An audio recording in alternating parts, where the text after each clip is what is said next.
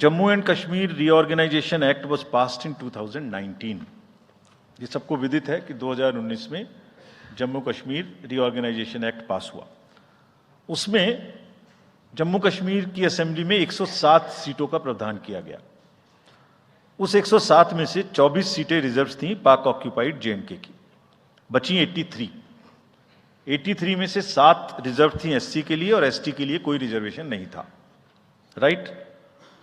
2022 में उसके बाद डिलिमिटेशन कमीशन आया और उसकी रिपोर्ट्स को एक्सेप्ट करके नोटिफाई किया गया।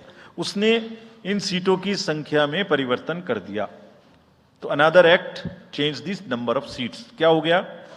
107 से बढ़ के 114 हो गई, 24 उसमें पाक ऑक्यूपाइड जेके की रही, 90 बची, तो 83 से बढ़ के 90 हो गई और 9 सीट एसटी के लिए रिजर्व कर दी गई। ये नया फीचर क्रिएट हो गया। और साथ ही साथ 2 सीट माइग्रेंट्स के लिए रिजर्व कर दी गई, जिसमें से 1 वुमेन की थी। और उसके बाद 1 सीट का नॉमिनेशन अलाउ किया गया, जो कि पीओके से डिस्प्लेस्ड लोग जो इंडिया में हैं उनके लिए वो रिजर्व की जाएगी। और ये सारे, जिसका मतलब Reorganization Act and Delimitation Act were not in sync, and therefore there was no occasion for the Commission to conduct the election till that happens.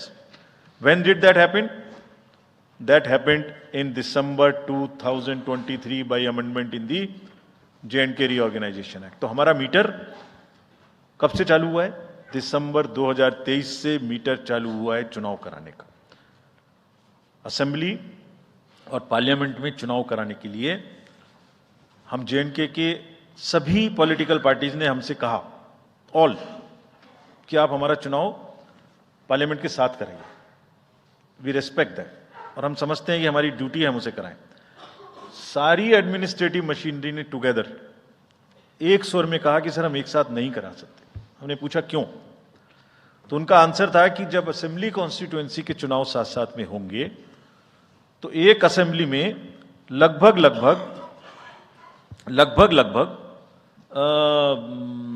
10 से 12 कैंडिडेट खड़े होंगे।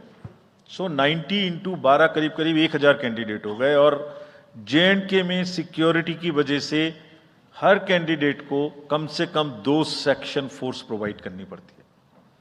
2 सेक्शन फोर्स का मतलब हो गया कि हमें करीब 1000 के बीच में 450-500 लोगों की, कंपनीज की जरूरत और एक्स्ट्रा पड़ेगी।